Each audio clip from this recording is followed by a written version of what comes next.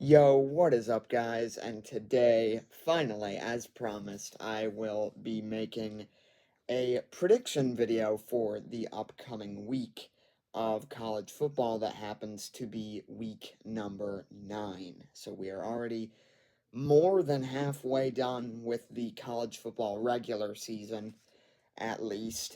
Some notable results already from this week so far in college football. First off, Kennesaw State beating Liberty, and Liberty, previously an undefeated team, Kennesaw State previously a winless team, but now both of those records are gone. So, props to Kennesaw State and Liberty, man, should never have been considered for the CFP. Syracuse and Pitt just last night. Kyle McCord reminded us why maybe he was the problem at Ohio State last year after all this time. But Pitt's defense, I mean, no matter what you say about McCord or what you say about Syracuse, Pitt has just been winning so far. I mean, that's all they can do. Maybe their schedule's not the toughest, but I think it will be tougher. Obviously, I mean SMU. I think SMU. Maybe they go to SMU and then they host Clemson. I don't know, but two interesting games there. I think Louisville as well on that schedule. Louisville's a good team. So yeah, some good games left. Some good games tonight as well. The biggest one, I would argue, is probably in the group of five, Boise State and UNLV. I think both of those teams undefeated in Mountain West play. It was the Mountain West Championship game last year as well, so should be a good game. It's in Las Vegas, home field for UNLV, but I think I will have to pick Boise State for this one. Not just because of Ashton Genty, but at the same time, he is a big reason. Um, UNLV's losses against Syracuse, which is a good loss, but then last night happened, and then now not so sure. Boise State, I mean, I guess there's no such thing as good losses, but if there were, Boise State has one of the best losses in the country against Oregon at Oregon on a last second field goal. So I think these two teams are kind of in a different league. I don't know, but Boise State, I think, has the vote for the best group of five team until they lose. I think that's the caveat there, or until they lose or just look really bad against a not good team. Because, at the end of the day, Army and Navy are both undefeated, but they both play Notre Dame. So we'll see how that all works out. But the main point of this video is to talk about some games tomorrow. I guess we'll just start with Navy going up against Notre Dame tomorrow. I think it's at MetLife Stadium, if I'm not mistaken. Navy, I can't believe I'm saying this, but Army, Navy, well, Air Force, unfortunately, not really. That would have been. I wonder if there's been a year where all three of those teams, I mean, Army and Navy have literally not been this good in like years, at least for now, but I wonder if there's been a year where like all three of them have been like at least like really solid teams. I'm sure there has been, but that's besides the point. So, Navy, obviously, with them, it's a very rush heavy attack, but it is led by their quarterback, Blake Horvath. He is just one of two FBS QBs with 10 rushing touchdowns and 10 passing touchdowns. I didn't find out who the other one is, but I actually don't know it. What if it's Cam Ward? I don't know, but not trying to troll anyone if that's I don't know, man. But yeah, one of just two QBs. The other one might actually be Army's QB because I know he has a lot of rushing touchdowns. Bryson Daly, he has 19 rushing touchdowns. So it's insane what's going on there with the service academies.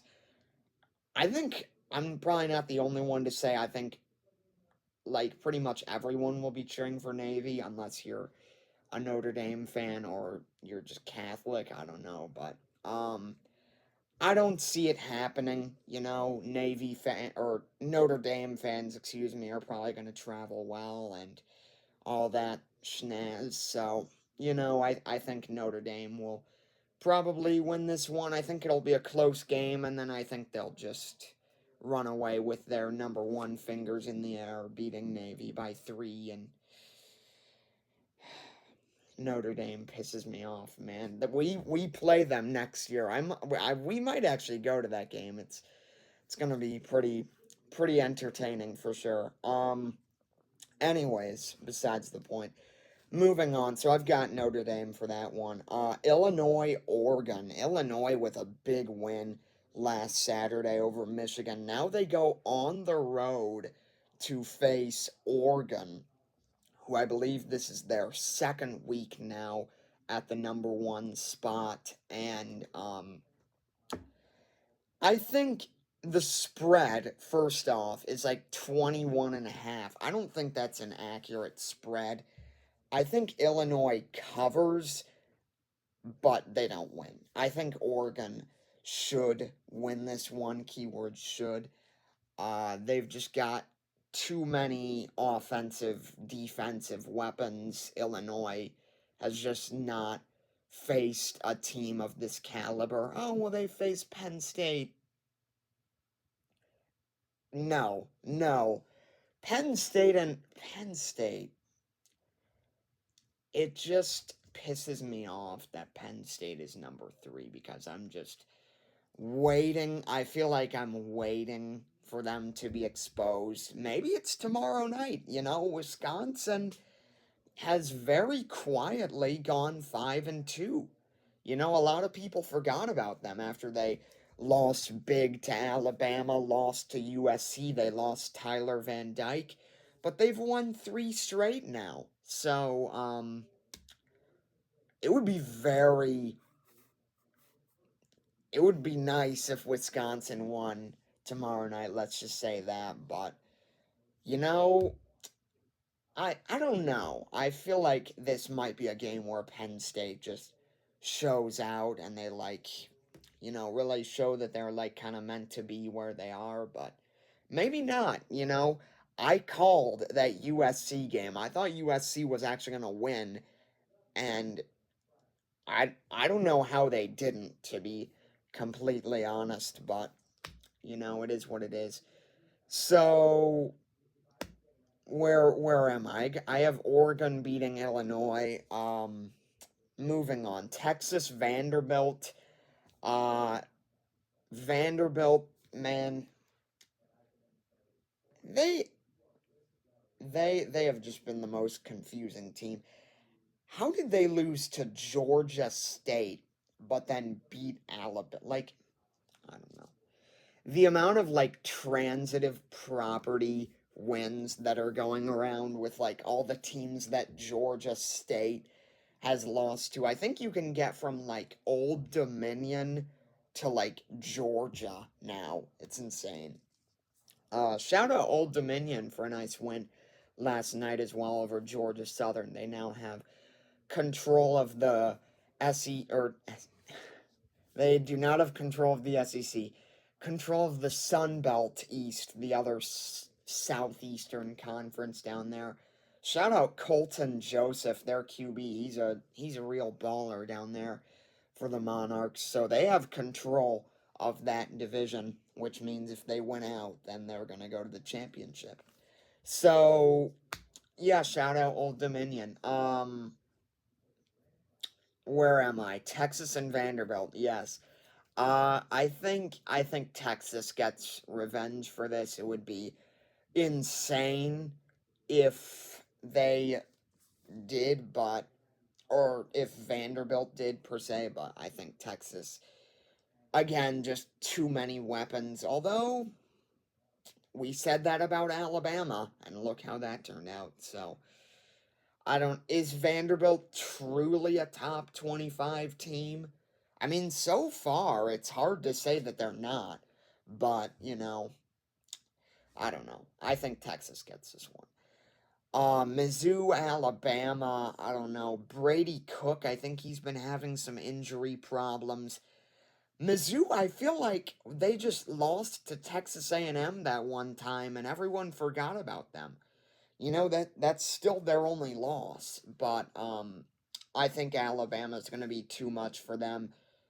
They have looked pretty poor, really, since the first half of the Georgia game. If you think about it, they haven't looked that great since that first half. They played pretty bad in the second half until that Ryan Williams touchdown.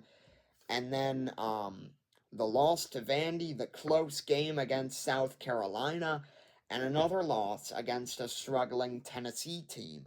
So, I don't know. I think Alabama wins this game. Just too many questions with Mizzou right now, especially given the fact it is in Tuscaloosa. And then the last one, and arguably one of the biggest games tomorrow, is LSU and Texas A&M. I never thought I'd be saying this, but that game determines who the leader in the SEC standings is. Um, I'm gonna go Texas A&M. I'm feeling Texas A&M for this one. Brian Kelly and big games have never gone together. Um, I don't know how LSU lost to USC that one time. I I I was genuinely on that USC hype train for those few weeks, and then they lost to Michigan. Oh well, Michigan's a good team. Oh well, first off, they're not. Second, they just lose to Minnesota, Penn State, which I guess is explainable, and then Maryland. Like, oh my gosh, it's just gone off the rails. They're like 3-4 now. 3-4, 4-4, one of those two. But anyways, that's besides the point. I think Texas A&M wins this one. Like, Texas A&M has played some solid ball since that Notre Dame loss. They really have. They've played some really good ball since that Notre Dame loss, and I think that's going to show tomorrow night. Gimme the Aggies, and they will move into first place in the SEC standings heading into November. Never thought I'd be saying that in a million years. I mean, never thought I'd be saying it for LSU either if they do win, but yeah. Pretty crazy stuff going on right now, BYU and Iowa State are ahead of the Big 12. The Big 10, you've just got Indiana undefeated. Pitt is undefeated. Army and Navy are ranked. Crazy stuff going on in college football, man. But with all that being said, I think that will be it for this one. Can't wait to see which ones I get right, which ones I get horribly wrong. And I will see you guys in the next one. But for now, peace out.